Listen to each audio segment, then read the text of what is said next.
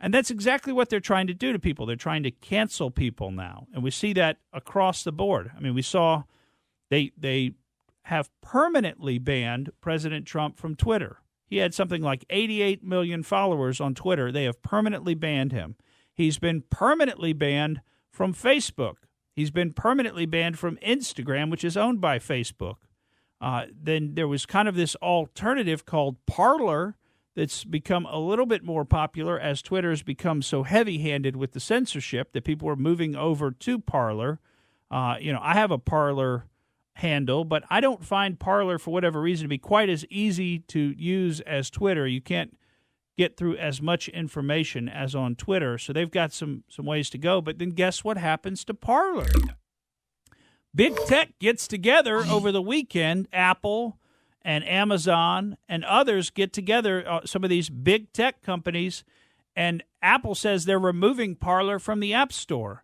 And Amazon, whose Amazon Web Services host the Parler site, so that's their servers, they have booted Parler off their servers as of midnight last night. So now if you try to go on to Parler, Parler doesn't even exist anymore. You can't even get on Parler. So they say, oh, these are private companies, and hey, if you don't like it, if you don't like the way Twitter's dealing with censorship, then just form your own company. Go to another one. And so people do say, we'll go to Parler, and they start participating on Parler. And then it's like, well, we're going to shut that down as well. They only left Trump with the CB. The what? The CB. The CB, that's right. He's got the ham radio going. That's right. I mean, you're not allowed to speak, and this is where it's wrong think. I mean, did you know that they banned the hashtag 1984 on Twitter?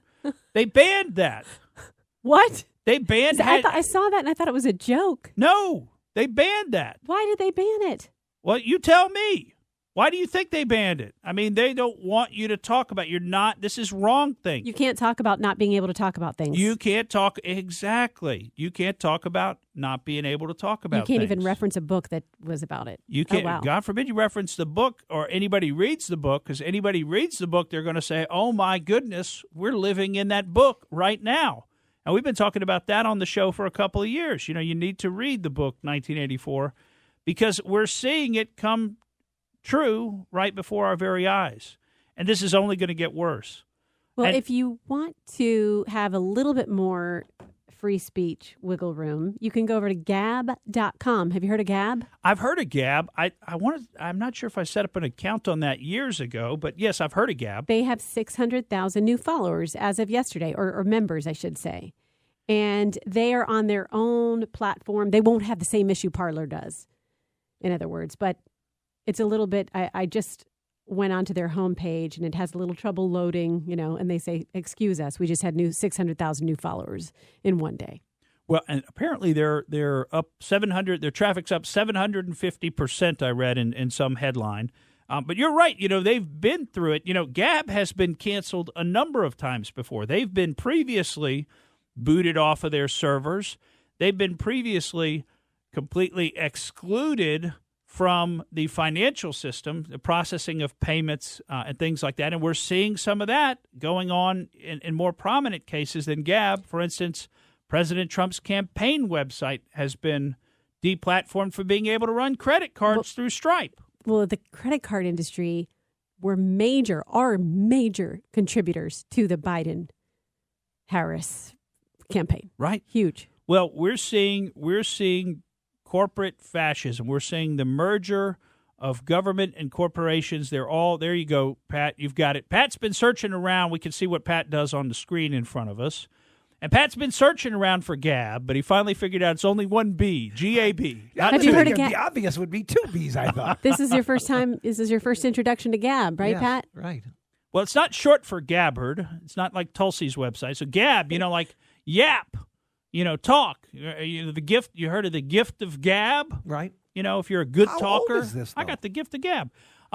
Gab's been around at least 4 or 5 years, I think. Oh my gosh! Yeah, they've been around, but they never. But you look at anything written about Gab, and they say it's nothing but a bunch of white supremacists. They got trashed by the New York Times. They've been trashed by the New York Times.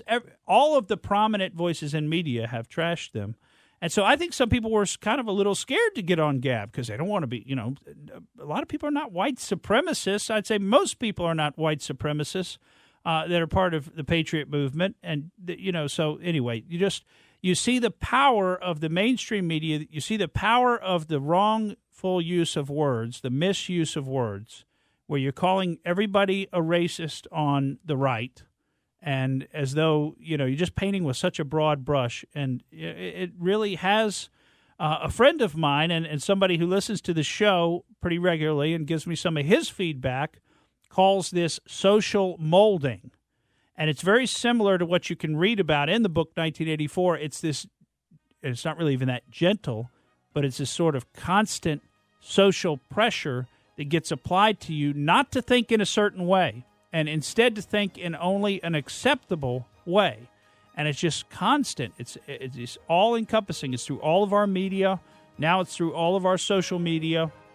You post something that the social media masters don't agree with, they'll either temporarily ban you and turn off your account or maybe permanently ban you. And that has an effect on people. I've seen people posting on Twitter saying, I'm scared to say anything right now because I don't know what to say. I've spent a lot of effort building a Twitter following. This is part of my business. This is how I express myself in media. And I'm scared to say the wrong thing and get banned. And you know what? That's exactly the point. That's exactly what Twitter and Facebook and Instagram and the App Store and Amazon Web Services want you to think. Thank you for listening to the Morgan Streetman Show.